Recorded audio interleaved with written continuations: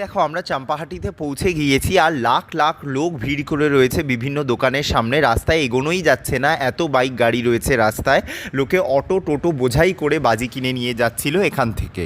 তোমরা দোকান ঘুরে হয়তো শেষ করতে পারবে না, এত দোকান রয়েছে চাম্পাহাটিতে বাজির। তবে আমি তোমাদের একটা অ্যাডভাইস দিয়ে দিই, যারা প্রথমবারের জন্য চাম্পাহাটিতে বাজি শপিং করতে যাবে, এখানে অনেক পার্মানেন্ট দোকানও রয়েছে এবং এখানে অনেক টেম্পোরারি দোকানও রয়েছে। তোমরা যদি চাম্পাহাটিতে আসো, আমি তোমাদের বলবো পার্মানেন্ট দোকানগুলো যেগুলো রয়েছে সেখান থেকেই বাজি কেনো, কোনো টেম্পোরারি দোকান থেকে বাজি কিনো না। তার কারণ হলো পার্মানেন্ট দোকানের বাজির কোয়ালিটি টেম্পোরারি দোকানের থেকে অনেক বেশি ভালো হয় এবং অনেক বিশ্বাসযোগ্য হয়। আমরা একটা সেফ জায়গায় বাইক পার্কিং করে বিভিন্ন পার্মানেন্ট দোকানে ঘুরে বেড়াচ্ছিলাম এবং নিজেদের পছন্দ মতো বাজি কিনে নিচ্ছিলাম।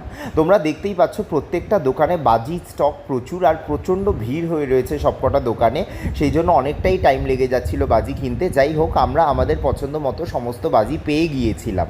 এখানে তুবড়ি রয়েছে, এখানে রং মশাল রয়েছে, এখানে অনেক রকমেরই বাজি রয়েছে আর এখানে চকলেট বোমও বিক্রি হচ্ছে।